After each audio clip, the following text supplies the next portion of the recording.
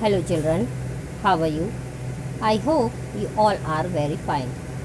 Children, in the previous video, we learned what is environment. What is natural environment refers and what is human environment refers.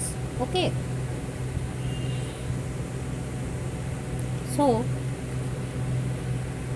as you know, place, people, things and nature that surround you, any living organism is called environment. It is a combination of natural and human-made phenomena.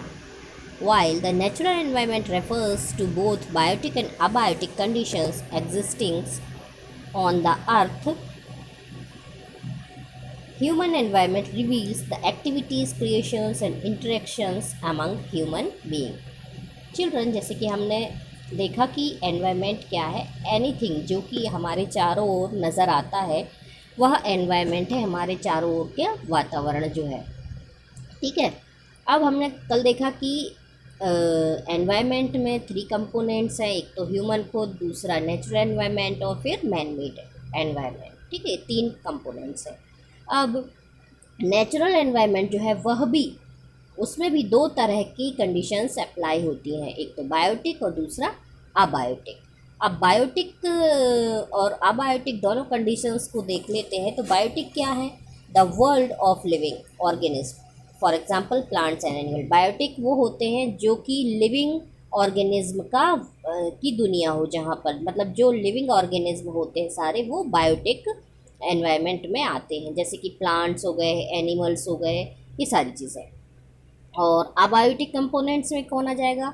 The world of non living elements. Non living elements का जो संसार है वह abiotic environment में आ जाएगा, जैसे कि land है।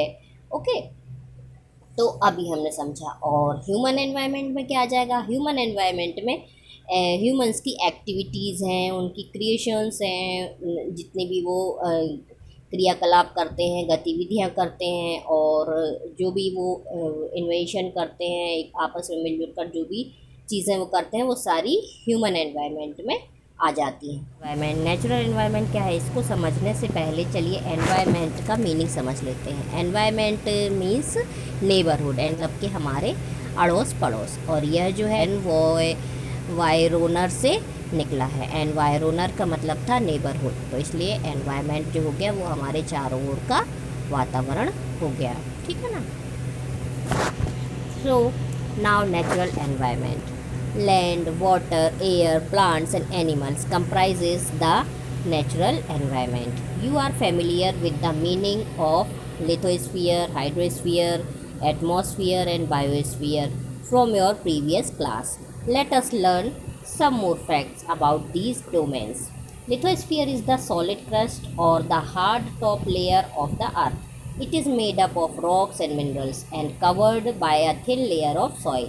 It is an irregular surface with various landforms such as mountains, plateaus, plains, valleys, etc.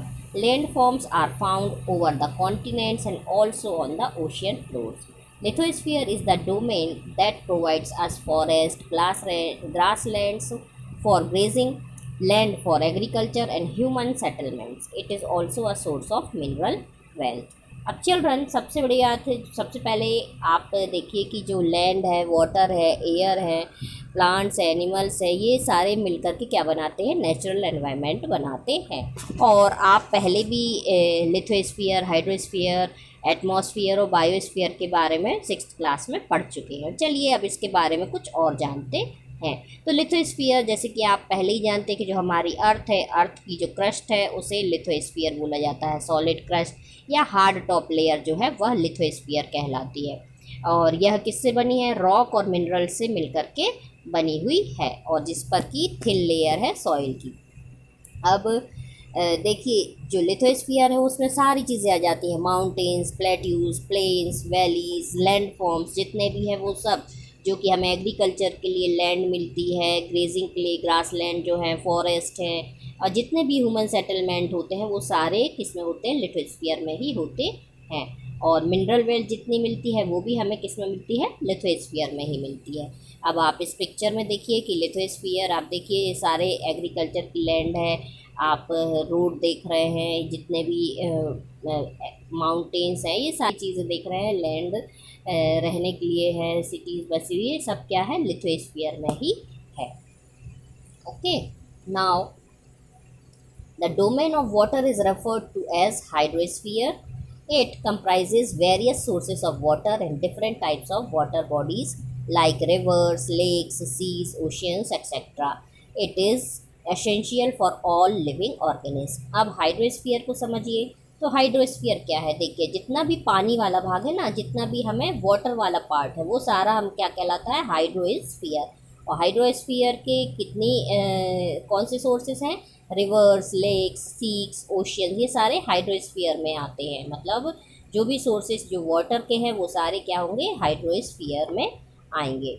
अब इसमें सारे लिविंग ऑर्गेनिज्म रहते हैं। आप जानते हैं कि बिना पानी के हम सब जीवित नहीं रह सकते हैं, तो यह हम सब के लिए, लिविंग ऑर्गेनिज्म के लिए बहुत ज़्यादा ज़रूरी है। Now the atmosphere is the thin layer of air that surrounds the earth. The gravitational force of the earth holds the atmosphere around it. It protects us from the harmful rays and scorching heat of the sun. It consists of a number of gases, dust, and water vapors. The changes in the atmosphere produce changes the weather and climate. Plant and animal kingdom together make biosphere or the living world. It is a narrow zone of the earth where land, water, and air interact with each other to support life. अब देखिए क्या समझना है हमें।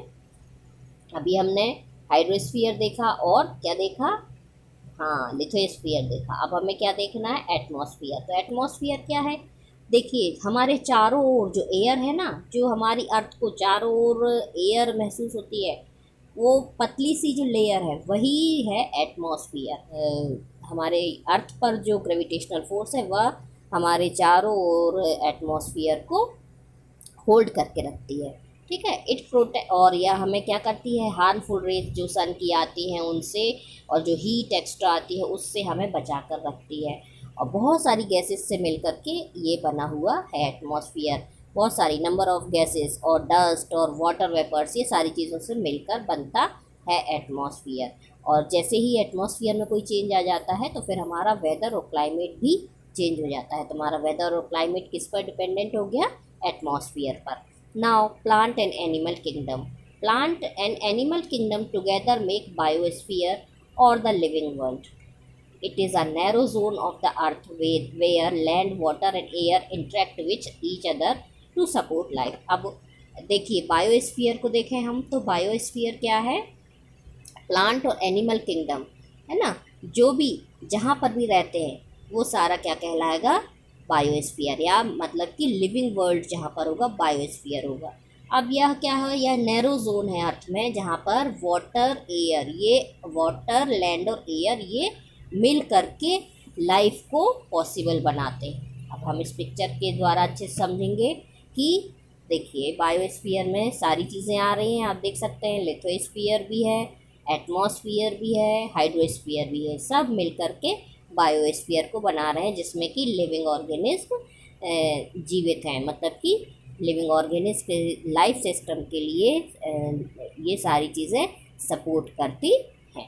Understood children, हमने आज तीनों चारों लेयर्स देखी नेचुरल एनवायरनमेंट की, और इसके साथ साथ हमने बायोटिक और अबायोटिक कंपोनेंट्स भी देखे एनवायरनमेंट की।